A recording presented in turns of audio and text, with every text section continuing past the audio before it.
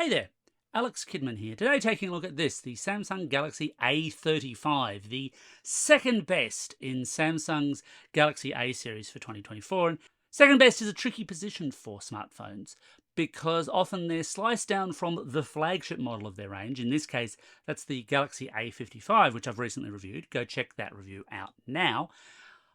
But they're sliced down so that that premium one looks a little bit better. You miss out on some features, often for not much of a price difference.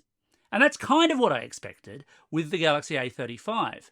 I was surprised though, because whilst this is not a flawless phone, while this does have some issues, it's actually a phone which I think is a better buy than the Galaxy A55.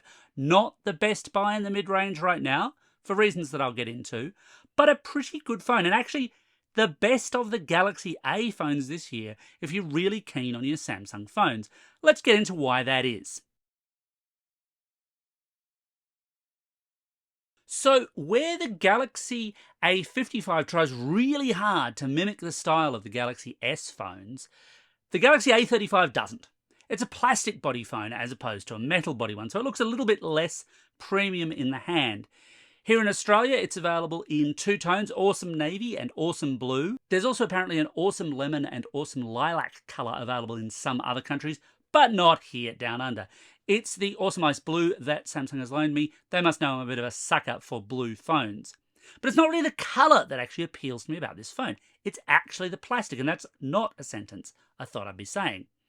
The thing is, compared to the A55, this is just a bit more comfortable in your hand. The rounded corners just work a little bit better. It just feels a little bit nicer, I think, than the harshness of the A55. It's a very subjective line. 100% it's a subjective line, and I'd strongly suggest you try some hands-on time with both models to see which one suits your hand better. I found the A35 a bit more comfortable. The Galaxy A35 is built around a 6.6-inch 120Hz capable Super AMOLED display, essentially the same thing as the Galaxy A34. 120Hz is always nice to have, but Samsung 100% cannot claim to be first to market there, with brands like Motorola having offered faster screens for some time now in the mid-range. Now, contentiously, like the A55, the Galaxy A35 has some pretty prominent bezels. And I've got on the record before as saying I'm not as fussed by bezels as some of you guys seem to be. That being said, yeah, they're pretty prominent on this, and I think the ice blue, which almost becomes kind of white in some light, actually accentuates that bezel a bit more. You kind of notice a bit more. Maybe it's just the suggestion of so many people in my video reviews saying, oh, we really hate the bezels, that's made me look at them a little bit more closely. Maybe it's a mix of both. Either way, they are here, they are prominent. If you absolutely loathe them, this will be a big problem for you. On the control front, it's all a very similar story to the A55, in fact. You've got volume and power on the right-hand side with a nice little notch to give your fingers somewhere to slide up to so you know the power buttons and you know the volume's coming up. At the top, there's a dual SIM card slot with one slot also available for microSD, so it's either dual SIM or one SIM plus microSD. Unlike the A55, though, there's no eSIM capability if that's important to you. At the base, you'll just find a standard USB-C socket. There's no headphone socket in play here. That's starting to become less common in the mid-range, if that's important to you. But all up, while the A35's design is not spectacular, it's perfectly workable within its price range, and I did find I liked it a bit more than the A55. On the camera front, an awful lot of mid-range phones keep their prices down by keeping their cameras simple. 100% that is the story of the Galaxy A35, which has deeply average cameras. You still get a 50 megapixel f1.8 wide sensor, but it's paired up with an 8 megapixel ultra wide and 5 megapixel macro, while selfies are taken with a 13 megapixel front facing sensor. It's not a terrible recipe, but it's far from the best, and that very much shows in the way that it takes shots, which is deeply average. And look, deeply average in the mid-range in 2024 is a fair bit better than deeply average was in, say, 2018 or even earlier. So if you're coming from a much older phone, this still could be an upgrade. It's an upgrade that didn't really excite me. Its best photos were only ever really ordinary. So whether that's low light or whether that's zoom, which of course, there's no zoom lens, you're just digitally cropping at presets of between 2, 4, and 10, or you can slide between them. But predictably, as you can see here, when you go from ultra wide here to wide, both of those are fine because they're standard lenses. We then go to 2 times, which is okay, but that's just a crop. Then up to 4 times. Yeah, there's some problems here. And then 10 times, which is not looking all that good. This is not a good photo camera in that sense. Again, maybe that's par for the course for mid-range, sort of, for some reasons that I'll get into. The other issue that I had, though, with the A35 specifically, is that switching between the lenses is really, really slow. And it's been a long while since I've had this kind of lag in a camera sensor in a mid-range phone at this price point. If you need to take a shot really quickly and you suddenly work out, oh, I really want that on the ultra-wide, yeah, you're going to be waiting a while for that to actually happen. Ultimately, the A35's cameras are not a huge, strong selling point. And for some people, look, they'll be fine. They'll be more than enough, but they're not great. And certainly at this price point, you can do a little better. But I want to dive into why that is when I discuss performance, which I'm going to do right now. So the Galaxy A35 is built around Samsung's Exynos 1380 processor with 6GB of RAM and 128GB of storage, at least for the configurations being sold here in Australia. And that recipe felt kind of familiar to me. Not because of the Galaxy A55, that's rocking an Exynos 1480, but instead because of last year's Galaxy A54, which had an Exynos 1380 processor, 6GB of RAM and 128GB of storage. I mean, the A35 in all sorts of ways is the A54. It shows how phones improve over time, I guess, but it meant that it gave me a very familiar kind of experience, and I certainly hit that in a benchmark sense. And what I always set to do when I'm doing benchmarks is to compare like for like in terms of price at the time I'm testing. It's the only fair way to do it.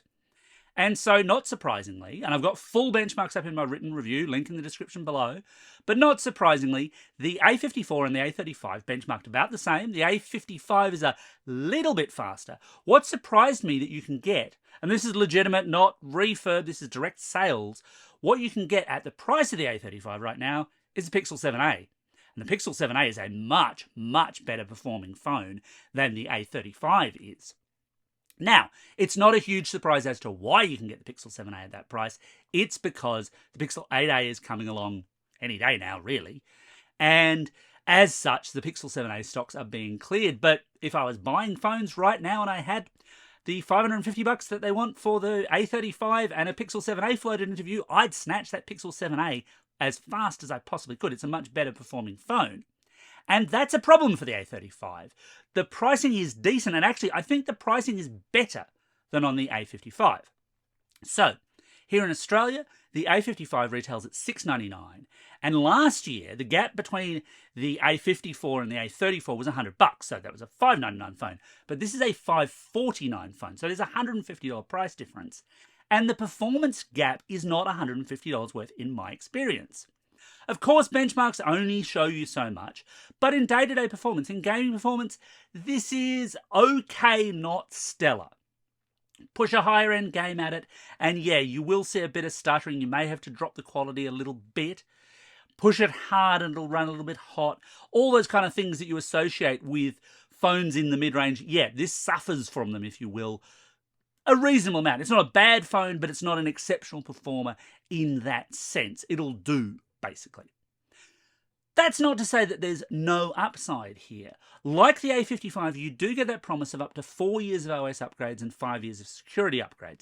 And yes, I know, people have commented on my A55 review that that's okay, but frankly, if the new software just makes the old phone run even slower, it's bad. Well, Android tends to do that less in my experience, but the real advantage there is not just in the OS upgrades. It's not necessarily that you want those new features, it's that the phone remains secure, the phone remains workable for what for most people is likely to be the service life of the phone, 4 to 5 years. I mean, obviously if you can get more, great, but that's a decent promise on Samsung's part, and it's a nice differentiator in this market because certainly there are plenty of players out there, they know who they are, who only do 1 or 2 years at best, and that might only be security upgrades, not full OS upgrades. So that's a big tick for the A35 right there. On the battery front, so like basically every Android phone that doesn't somehow fold or twist in the middle, The Galaxy A35 has a 5000 mAh battery, and I had some concerns here based on how the Galaxy A54 had performed, because remember, they've got basically the same engine under the hood. However, in my battery benchmark test, as well as my anecdotal use, the A35 actually really impressed me.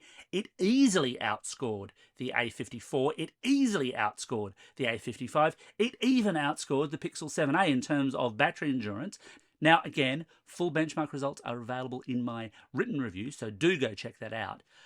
But the fundamental thing here is, yeah, this is a good performing phone for battery, and that's very much the Exynos story all up, because so often you see Exynos phones have slightly worse application performance, but slightly better battery performance as a result. That's totally the story here. Now, the model that Samsung loaned me for review was literally just this phone. I got this phone in bubble wrap, nothing else. But my understanding is that the retail boxes probably will not have a charger. That may be location specific, depending on where you are watching this review, but certainly here in Australia, that seems to be the case. Charging is via USB-C only. There's no wireless charging, but at this price point, that would be a real surprise. So in conclusion, should you buy the Galaxy A35? Well, it's an interesting one. I think it's better value than the A55. That $150 price point, that better battery life, that more comfortable hand feel makes it a more compelling buy in my view.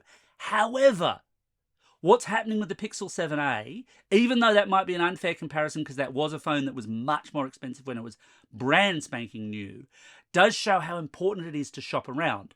Between the Pixel 7a and the Galaxy A35, I'd go to Pixel 7a every single time.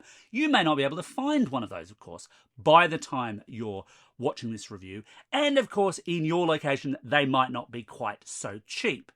By itself in the mid-range, this is a solid performer. In comparative terms right now here in Australia, for what I could get for the same money, it's second best. It's still decent, but it's not the phone that I'd jump right at. Anyway, that's my take on the Samsung Galaxy A35.